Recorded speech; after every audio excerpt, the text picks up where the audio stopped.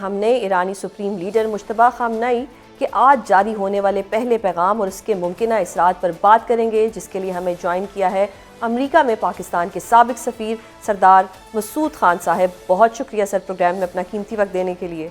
مسعود صاحب، سب سے پہلے تو یہ بتائیں کہ آج نئے ایرانی سپریم لیڈر مجتبیٰ خامنئی نے جو اپنے پہلے پیغام میں آبنائے ہرمز کو بند رکھنے اور پڑوسی ممالک میں قائم امریکی اڈوں پر مسلسل حملے جاری رکھنے کا اعلان کیا ہے، اس سے کیا واضح سگنل مل رہا ہے؟ ان کے رہبر اعلیٰ ہیں نئے، اور اس کے علاوہ یہ ہے کہ ان کے خاندان کے اوپر بہت تباہی آئی ہے۔ یہ ان کا ذاتی دکھ بھی ہے، قومی دکھ بھی ہے۔ ذاتی اس وجہ سے کہ ان کے والد محترم مارے گئے، اس کے بعد ان کی والدہ، ان کی بیگم اور بچے بھی شہید ہوئے۔ تو اس وجہ سے جو ان کا لب و لہجہ بہت تند و تیز ہے، غصے والا ہے۔ اور ابھی اگر حال ہی میں آپ نے بیانات دیکھے ہوں علی لاریجانی کے، جو ان کے نیشنل سیکورٹی کونسل کے سیکرٹری ہیں، یا عباس عراقچی کے، تو ان کے بڑے تعمیری اور ڈپلومیٹک قسم کے بیانات ہوتے تھے۔ اس کے برعکس جو ہے انہوں نے سخت پیغام بھیجا ہے امریکہ کو، لیکن انہوں نے براہ راست امریکہ کو مخاطب کرنے کی بجائے یا اسرائیل کو مخاطب کرنے کی بجائے خلیجی ریاستوں کو مخاطب کیا ہے۔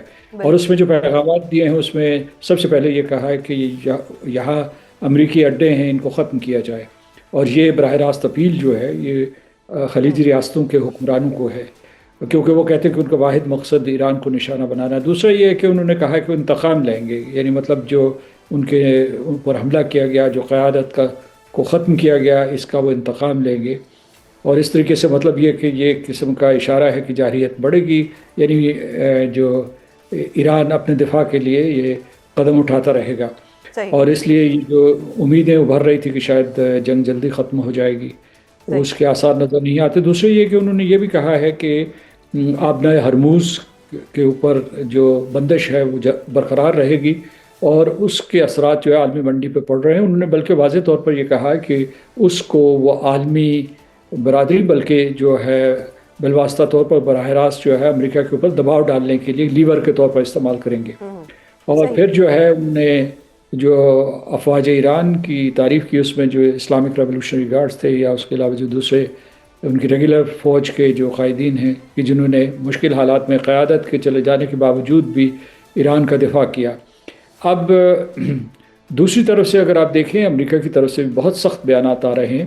صدر ٹرمپ جو ہے وہ کہہ رہے ہیں ہم نے فتح کر لیا، فتح کرنے والے ہیں، جنگ طول کھینچ سکتی ہے، اور اس طریقے سے بہت سے بیانات آ رہے ہیں۔ ان کا وزیر دفاع بہت ہی جارحانہ بیانات دے رہے ہیں۔ انہوں نے اسے ایک مذہبی جنگ کو ایک مذہبی رنگ بھی دے دیا ہے کہ یہ ایک قسم کی صلیبی جنگ ہے، صہیونی جنگ یہ پہلے سے تھی۔ تو حالات بگڑتے نظر آ رہے ہیں۔ اس وقت جو ہے منڈیاں، جو عالمی منڈیاں ہیں، وہ تھر تھر کانپ رہی ہیں، بیکاز جو ہے آئل کی پرائس $100 سے پر بیرل سے اوپر چلی گئی ہے دوبارہ۔ اس کے بعد کئی اور بکھیڑے ہیں، سپلائی چینز ڈسرپٹ ہو رہی ہیں، پھر جو ہے آئل اینڈ گیس کی جو ہے ذخائر وہ کم ہو رہے ہیں، اور اس کا بھی خطرہ ہے کہ اس جنگ کے شعلے کہیں دوسرے ممالک کو بھی نہ اپنی لپیٹ میں لے لے۔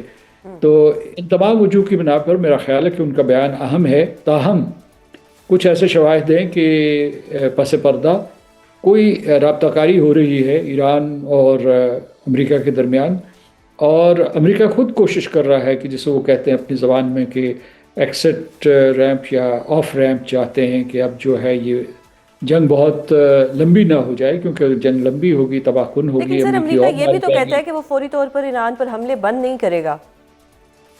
درست ہے، لیکن ایک طرف وہ یہ بھی کہتے ہیں، بہت سے متضاد بیانات آ رہے ہیں، وہ کہہ رہے ہیں کہ ہم نے فتح حاصل کر لی۔ صدر ٹرمپ کبھی یہ کہتے ہیں کہ ہم نے پہلے حملے میں فتح حاصل کر لی تھی، پھر اس کے بعد جو ہے ان کے وزیر دفاع مختلف بیان دیتے ہیں، اور وہ یہ کہتے ہیں کہ جنگ جو ہے کئی ہفتوں تک چل سکتی ہے۔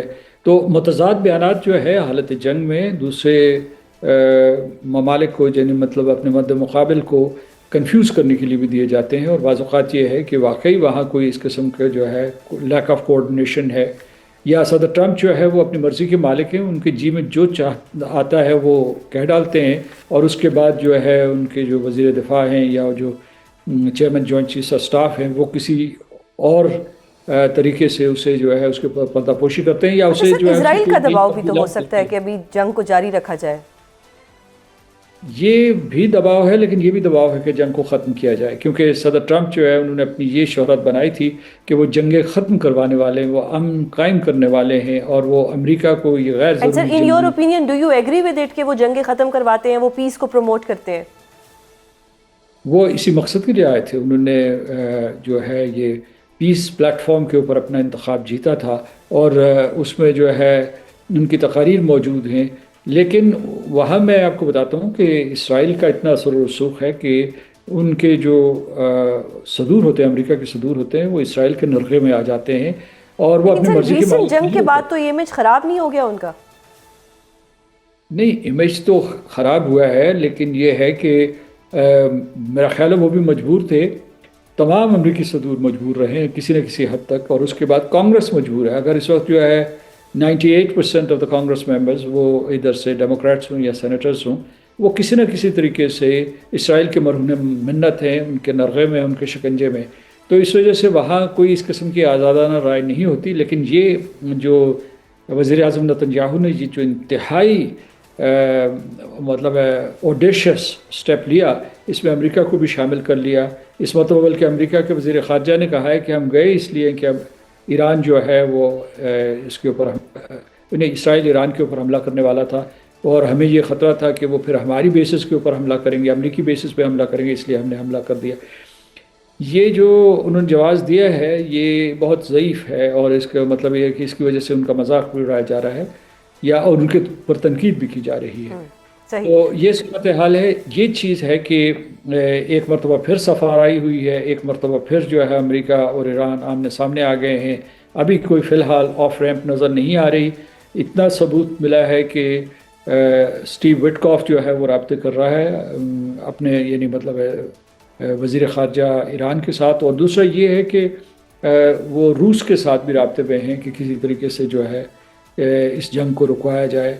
صحیح. اچھا سر، ایرانی صدر نے جنگ بندی کے لیے عالمی طاقتوں سے یہ گارنٹی مانگ لی ہے کہ آئندہ ایران پر جارحیت نہیں ہوگی. ڈو یو تھنک کہ ایران کو یہ گارنٹی مل جائے گی؟ صدر پزشکیان کا یہ بیان بھی اس بات کا ثبوت ہے کہ پس پردہ کسی قسم کی کوئی سفارتکاری چل رہی ہے. انہوں نے 3 شرائط رکھتی ہیں میز پہ. پہلی شرط یہ ہے کہ اس کے اختیارات تسلیم کیے جائیں. اختیارات کا مطلب یہ ہے کہ جو نیوکلیئر نان پرولیفریشن ٹریٹی کے تحت اسے یورینیم کی افزودگی کا حق حاصل ہے، اسے تسلیم کیا جائے. ٹھیک ہے، وہ گھٹا دے گا 20% تک، یا یہ اس کے لیے نیوکلیئر توانائی کے لیے، اور پھر جو ہے میڈیسنل پرپسز کے لیے، میڈیکل پرپسز کے لیے. لیکن اس کے حق کو امریکہ پہلے یہ بھی نہیں تسلیم کر رہا تھا. دوسرا انہوں نے یہ کہا ہے کہ جیسا کہ آپ کہہ رہے ہیں کہ انہوں نے دوسری 2 شرائط بیان کیے ہیں. انہوں نے تاوان بھی مانگا ہے، اور پھر یہ کہ آئندہ ضمانت دے. انٹرنیشنل کمیونٹی، امریکہ سے نہیں مانگی، اسرائیل سے نہیں مانگی، انٹرنیشنل کمیونٹی سے مانگی ہے. انٹرنیشنل کمیونٹی میں یونائٹڈ نیشن سیکورٹی کونسل ہو سکتی ہے، یا خلیجی ریاستیں ہو سکتی ہیں کہ وہ ضمانت دیں کہ آئندہ ایسا حملہ نہیں ہوگا.